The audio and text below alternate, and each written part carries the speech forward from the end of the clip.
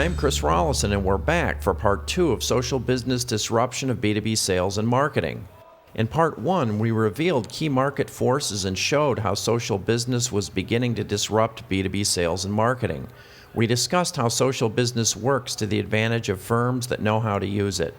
Here in part 2, I'm delighted to present several case studies that show social business in action. Cervilenz designs and markets a medical device that enables obstetric nurses and midwives to predict whether a mother is likely to have a premature birth. Cervilenz's use of conferences and social business offers some good practices and pitfalls from which we can learn. Cervilenz unveiled its product publicly at a major industry conference. Several weeks before the event, Cervilenz hired an agency to launch a Facebook page that would appeal to nurses and midwives. Critically, they had employees with obstetrics knowledge responding and engaging with readers. Cervilenz added credibility to its page by allowing and responding to passionate and critical posts from people who didn't understand the device and what it did, or who harbored disappointment with birth experiences and medical care. The page succeeded in attracting 2,000 to 3,000 likes, who were mostly nurses and midwives, and Cervilenz credits its Facebook page with increasing its booth traffic at the conference. Lessons learned. Cervilenz approached social business as a way to support legacy processes.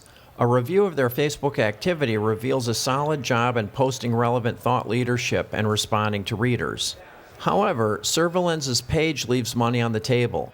Although they've liked other relevant pages, their Facebook posts don't show significant outreach to them, which would result in much faster growth. Related to this, the page does show some organic posts by obstetrics nurses and midwives, but Cervilenz has been reactive to their audience instead of proactively courting interaction, which would result in more interactivity, engagement, and audience. Insights. Cervilenz shows a solid Stage 1 social business effort because it's mostly focused on content. White papers, research, and other value-added information can attract people, but only interaction increases their commitment and keeps them coming back. More than 90% of people who like a Facebook page never return, ever.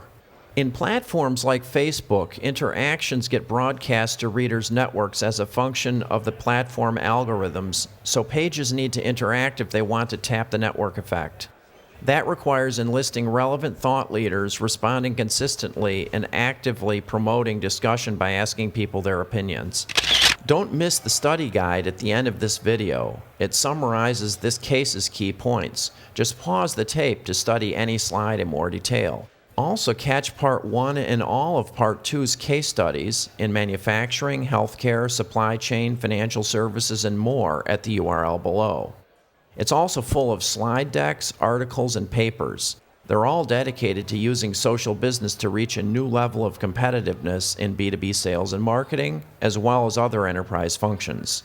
In Part 3, I'll outline a process by which you can begin evolving your B2B sales and marketing processes using social business. I'll see you next time.